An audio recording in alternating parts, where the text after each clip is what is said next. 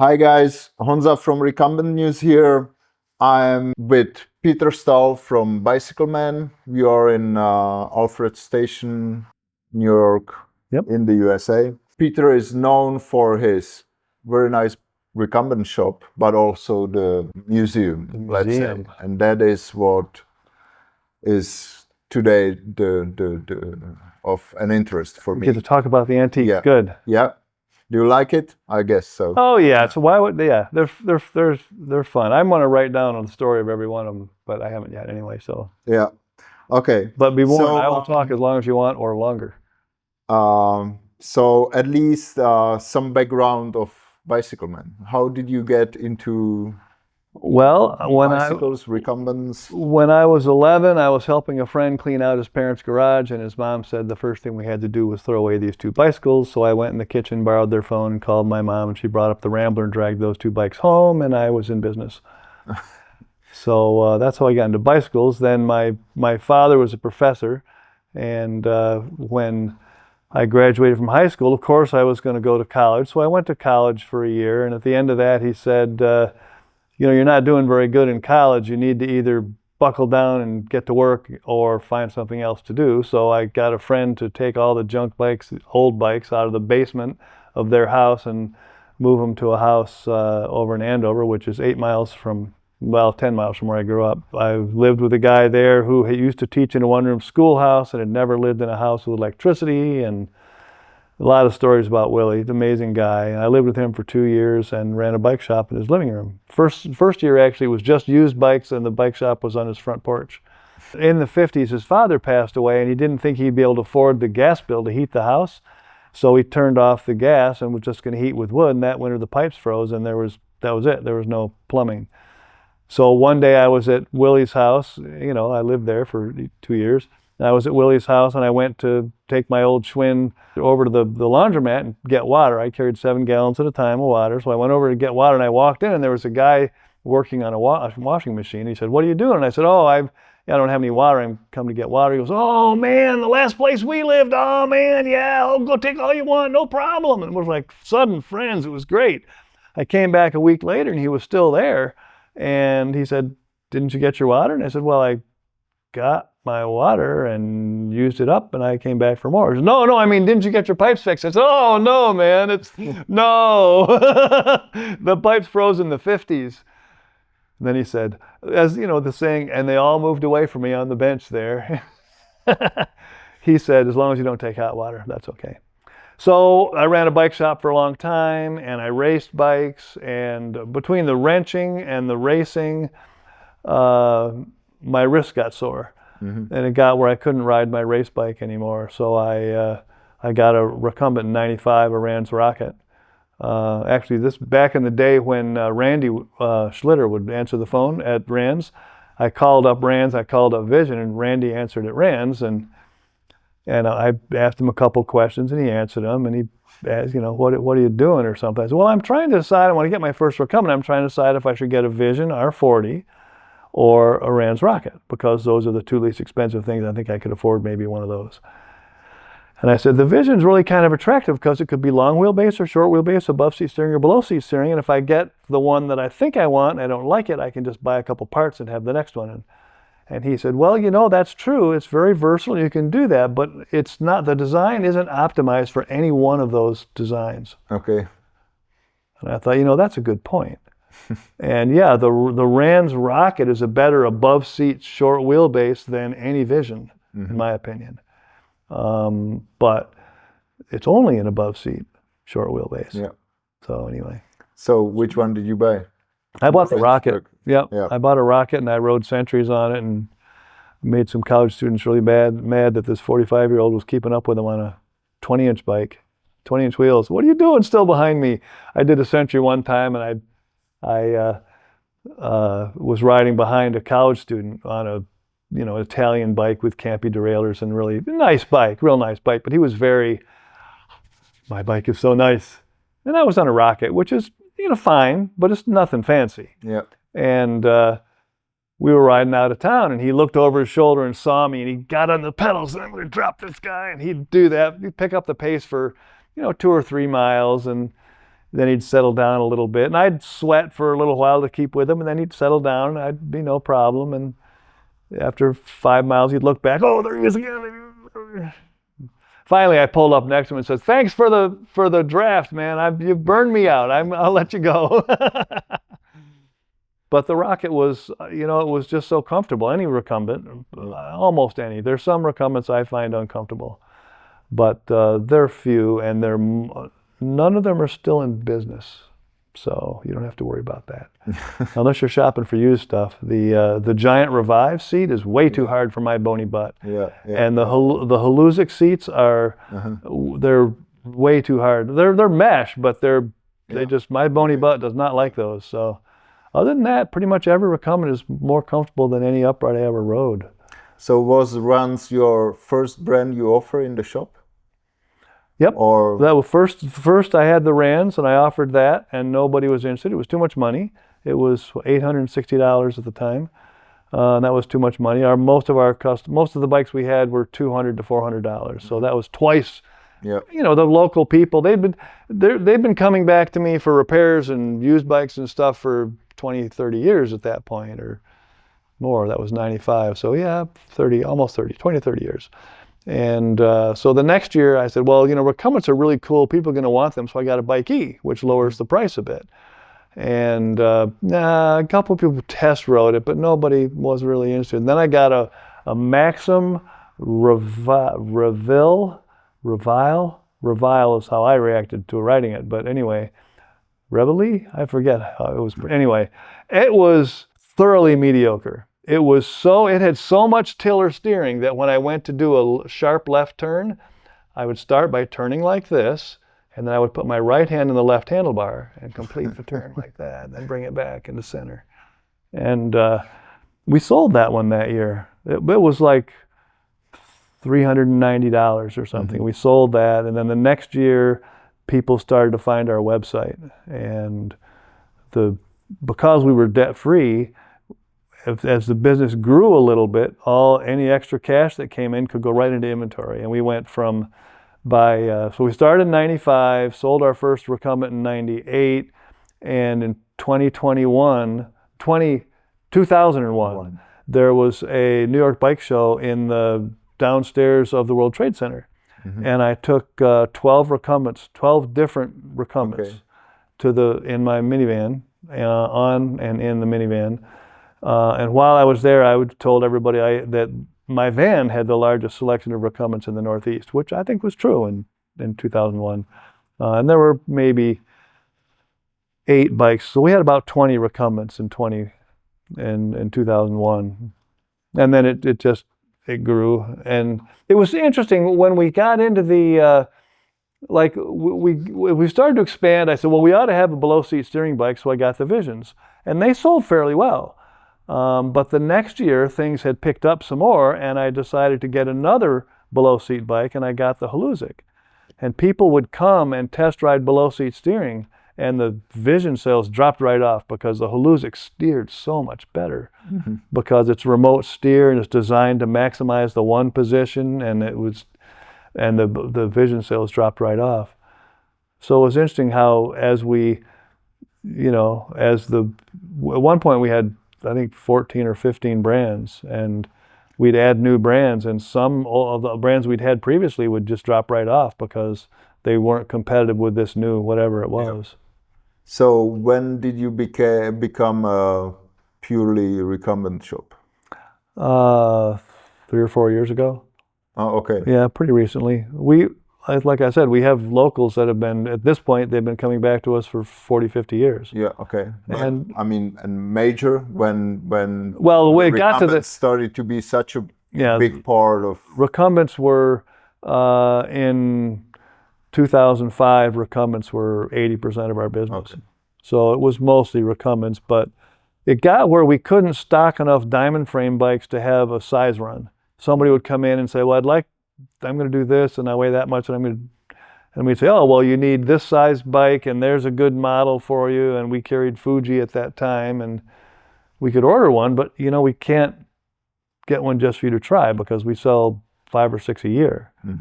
And then we'd tell them, go somewhere else where you can try a bunch of bikes. No, I'll come back and buy it here. No, that's not fair. That's theft of services. You go buy it, they test it. Yeah. So then we had to close out. We actually had a celebration. We sold the last new Fuji. So now we sell used bikes. Sometimes people come in to get a recumbent and say, well, I'm not going to ride this anymore. Sometimes they'll bring a truck full of bikes and say, I'm cleaning out the garage. We're going to switch to recumbents and just give us or sell us a bunch of bikes. So we have used bikes sometimes, traditional bikes. So how about the museum? How all that started? Well, the first bike in the museum was over here, the Black Tour Easy, which is a 78. Their website says they opened in 79. It was a one-owner bike. The guy came into the shop and said, I'd like to give this to you if you'd collect it. And I said, oh, that's pretty cool. Yeah, I'll do that. It has the little fairing on it, the original fairing. And he said he with phone calls and mails, he worked with Gardner Martin, and Gardner designed this bike for him and built it for him. And then he went to the shop, the old chicken coop, to pick it up, and Gardner closed, and they went for a 2-hour ride. And that's how Gardner Martin was a guy that a handshake was plenty. If Gardner said he was going to do it, you didn't need a handshake. Gardner was going to do it. That has been our experience, and we missed doing business with Gardner. He was a good egg. He was a real good guy. So that happened, and then I guess the next one was we got an early linear in. I'm not sure if that was the next one. But then the Avatar came in. The guy came in and said, I'll sell you this bike. I'll give you a really good deal on it, but you have to promise to collect it or only sell it to a collector, because this is the first recumbent ever to ride in Paris-Brest-Paris. Okay. And we interviewed the original rider, and that was really neat.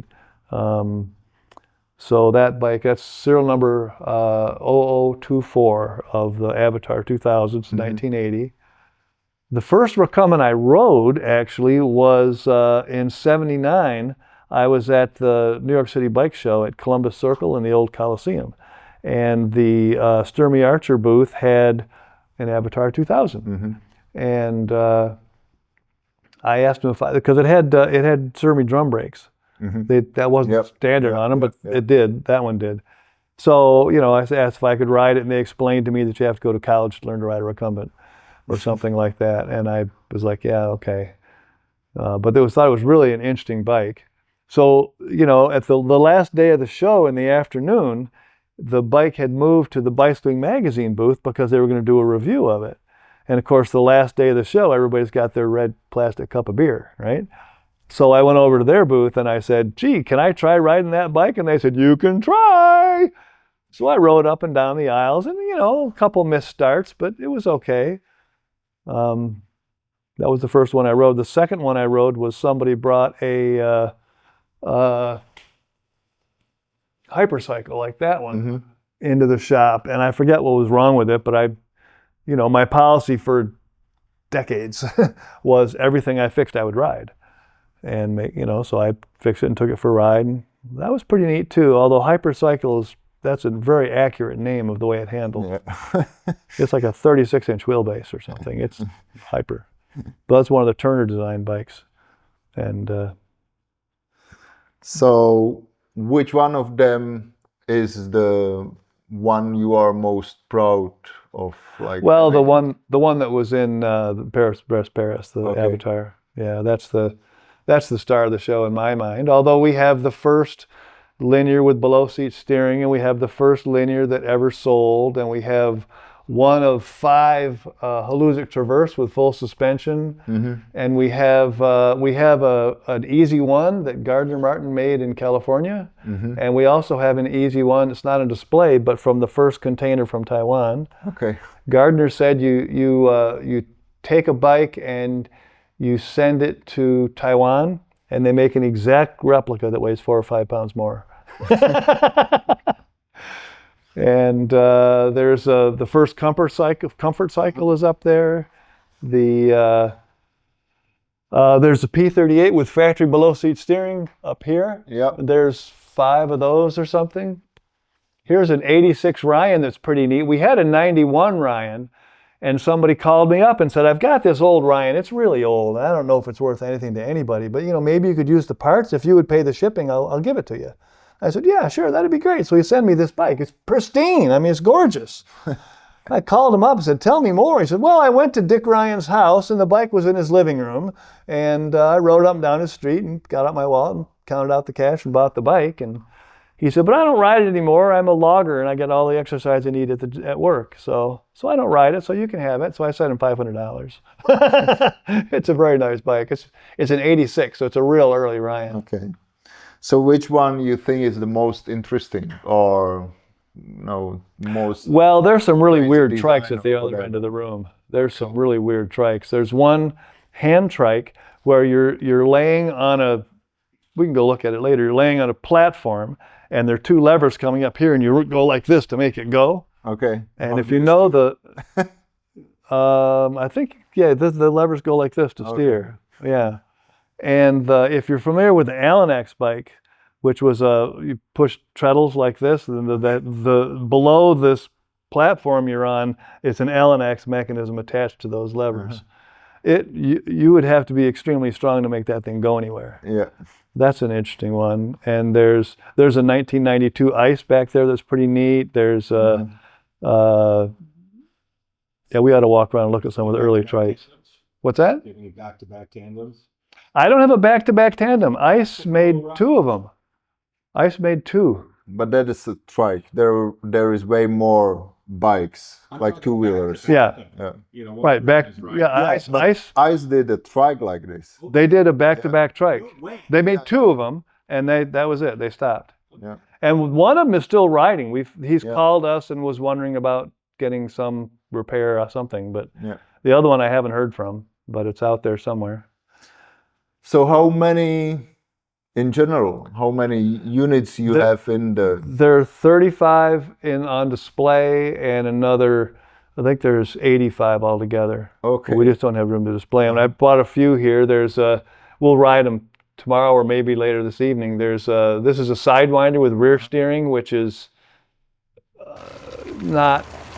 was not a market success. It's unique, but it doesn't ride well. There's a Faro Low Fat over there. That's a really cool little bike. It's just tiny little bike, and it's amazingly easy to ride. I thought sure that would be a circus act. It's totally easy to ride, hard to get off of, easy to ride. This is over here is a Rotator Tiger titanium that weighs 22 pounds with luggage rack and fender, but no pedals. Yep. So that's a pretty real weight. And there's a Bike Friday tandem, a Saturday, that folds up and goes in airline luggage, tandem. That's sort of neat. And there's another one I may bring tomorrow morning that's it's an aluminum recumbent trike that's built with the only welds are the bottom bracket. Yeah. Everything else is bolted together. So I'll probably, it's an ugly little bike. It's old and it's... Those are like recent editions, right? Yeah, those are real recent. Yeah, the most of the earlier stuff, the stuff I've had longer is hanging from the ceiling, but during COVID, I bought maybe 15 or 20 bikes for the collection that are still in boxes because I don't have time to assemble them. Haven't had time. So Denny Voorhees and I get together once a month and we assemble one or two out of boxes. We pick one that's a star of the show and then one that's kind of funny. And that's been a lot of fun too. One of the bikes I got it's not a recumbent, but it was just a neat story. The guy wanted to trade in his old Oscar Egg racing bike. And he's 90 now or something. He lives in Florida and he wanted to get a Cat Trike Dumont. And I said, well, yeah, I would take a trade-in, but the Cat Trike is in Florida and you're in Florida and you should just find a dealer. Well, none of the dealers would take a trade-in. Okay, so I talked to Cat Trike and they said, yeah, sure, they worked out a deal. So I think they shipped it to a local dealer and billed it to us and we took the trade-in. And the thing that convinced me I wanted to do this, he sent me a picture of him with the bike when it was new in 1960 on his birthday. I was like, oh, that's cool. That's really cool. So I've got that picture and we assemble that bike. It'll be, it's a unique bike. It's, Oscar Egg is, Anyway, pretty neat bike. And he loves his Demont. I hear from him once in a while, and he loves it. It's pretty smooth roads he rides on, so the short travel suspension is adequate for him. So, and the oldest one? The oldest one is one of the trikes. That would be, some of them I can't date. Yeah, it's funny that the oldest one is a trike. I was surprised, although tomorrow you'll meet a guy that knows where there's an older one from the 50s that he thinks he's gonna hook me up with. So a friend of his has it in the barn, and I think we're gonna work out a deal. So that'll be the oldest by far. The oldest I have now is, I think there's some in the 70s, but some of them are very small companies, and there's like nothing online about them, nothing at all. Yeah. So I have a question here also. How do you get them? So either you pay or it's trade in. People, we take them on trade. Sometimes they walk in the door and trade them in for something newer. Sometimes we find, there was one recently, the titanium rotator tiger over here. That one, it was for sale in California, and somebody tagged me, and I forget who it was, but somebody very kindly tagged me and said, "Peter Stull, would this be one for the museum?" And I commented that was a nice bike, but it was in California, and it was, I forget what they were asking for it, but it was a reasonable price, but it wasn't cheap. It was $900 or something, and with shipping, and are they willing to ship it? I waited a couple of weeks, and it was still there. So I private messaged the owner and said, would you want to sell this bike? And they said, for the museum, I'd like to see it preserved. How about $200? Oh, yes. So they boxed it up, and it has a tail box and a front fairing for it also. Tail box even. I'd like to, yeah, it's a homemade coroplast, but it's nice. It's nicely done. I'd like to display it with but what am I going to take down to put that up? You got to take something down to put another one up. And so how do you split the bikes between here and the second building? Or well, the ones that are on the ceiling tend to stay there. Yeah. But they're like that one probably should go up. I just haven't figured out what to take down.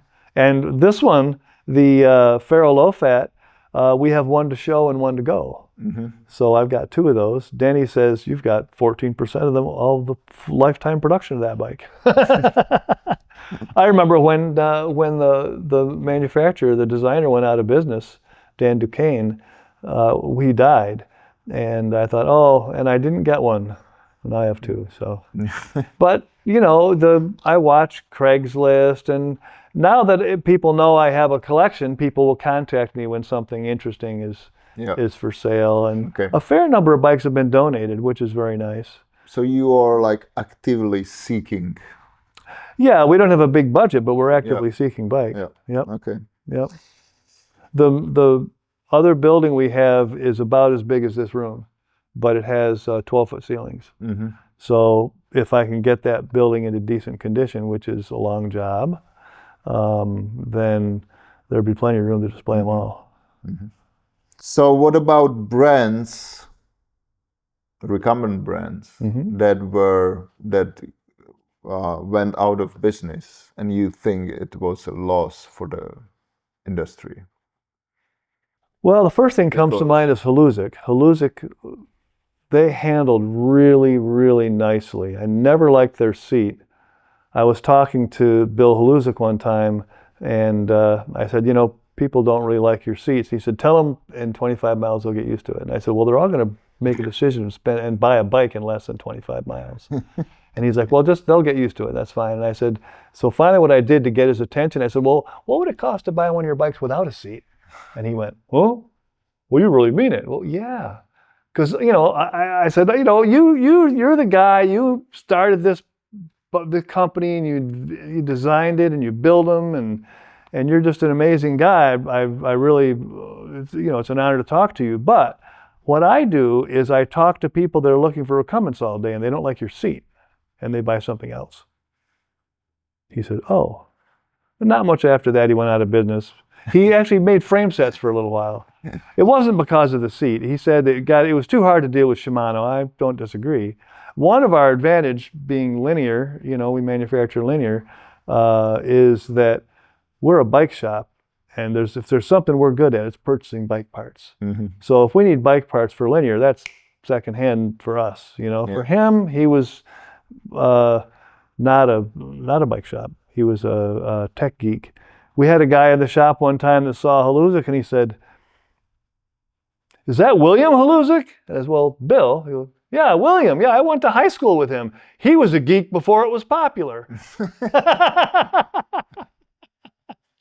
He saw the city. It's says Haluzik, whatever the city in California, and he saw that and went, "Oh, gee." So. Okay. Are you aware of any other recumbent museum or collection? There's a collection in Europe that I'd like to see. He's got some stuff in the 30s and 40s. Uh-huh. Yeah, I'd like to see that. I've seen him on Facebook. I don't remember his name, but wow. Okay. Which country? I think France, maybe. Okay. Well, the notable bikes are French, I think. But he had.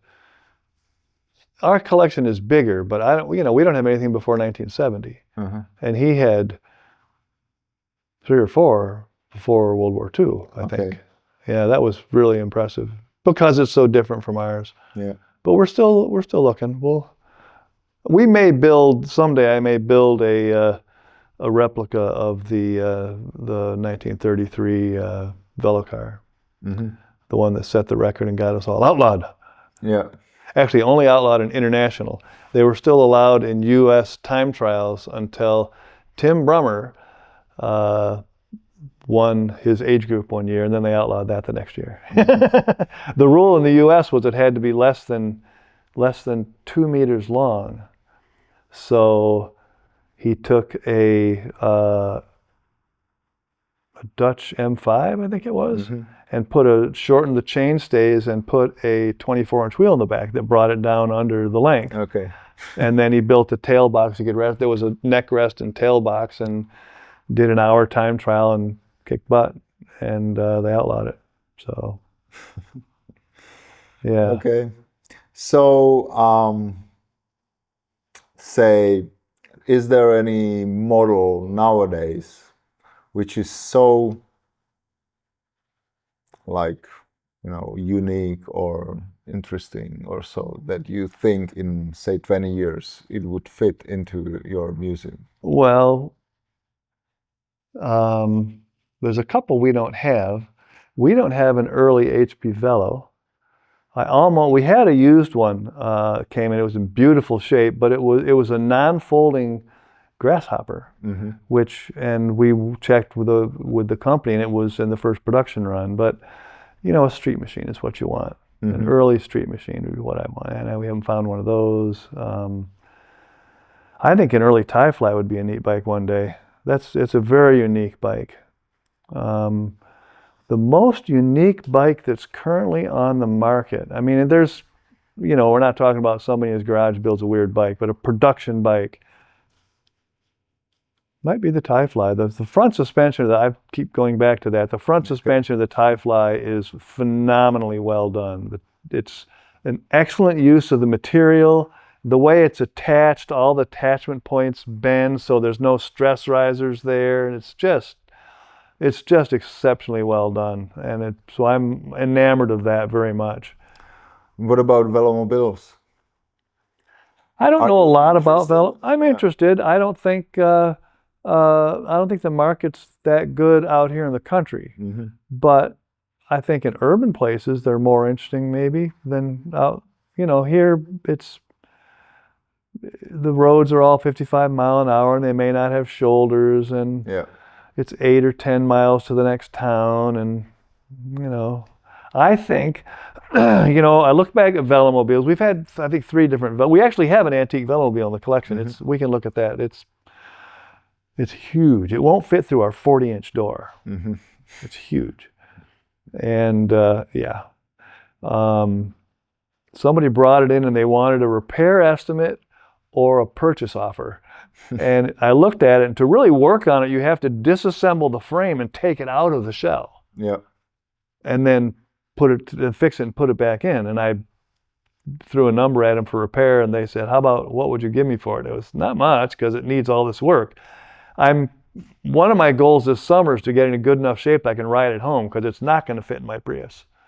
Mm-hmm. So get it in good enough shape I can ride home with it. So I think there are velomobiles that are very small and very fast and sporty. And then there are velomobiles that are very practical and big and urban, like the Elf. Yep. You know, the Elf is huge. It's over 4 feet wide. And that makes shipping frantically expensive, and it's heavy and the wind resistance, but it's tall and it's easy to get in and out of. But there's gonna be something between that's not that big, but it's not something that most people can get in and out of. Yep. And it'll be faster and lighter, and it'll probably be electric. And but we've gotten close. We almost ordered a couple of velomobiles this spring, but then we didn't. So, but I think that that's a growing market, very, very small, but growing. Yep. Yep. And the other thing is, if someone drove here to get it, how would they get it home? Mm-hmm. You know, they can't. A full-size van, Yep. maybe, Yep. but even a full-size van won't take some. So we've had somebody bring one in the roof of a car, Mm-hmm. you know, Yep. tied down carefully, very carefully. But they're neat. I would say in a velomobile, roll-off hub is a fantastic idea, because you don't want to maintain a derailleur inside that frame. Yeah, but You it's know? noisy. Yeah, it's noisy. I had a velomobile with a roll-off, and Okay. now you don't want it. Everything in a velomobile is always noisy, right? Yeah, The ones but we it's- had were. That's It's even worse. It's even worse because it's Well, you have to get one with 100,000 miles on it. yeah. And then it'll be quieter. How about the pod bike? Have you ridden a pod bike? Ah, yes. Is that? I really would like to try a pod bike. Pod bike? Like I rode one 2 years ago, and they were still squeaking, and the Yeah. prototype stage is like, I don't know about this year. They were at the Spezi show. I think it still needs Yep. some touches here and there, and then the overall concept with the bubble above your head and That sounds like it's going to be hot on a sunny Yeah. day. yeah. Yeah. But you could, you know, I could put reflective tape over my head and Yeah. just leave a window like this, Probably. right? Yeah. Okay. So thank you for your time. Thank you No for problem. welcoming us here in your shop, and yeah. One of the Thanks things for that. One of the things we want to do sometime with the museum is get several similar bikes out of the museum and do a ride, and then review them, and the strength of this one and that one Okay. and the other one, and especially if you take like the Avatar and the Ryan and a Slipstream, which are clearly direct lineage. Okay.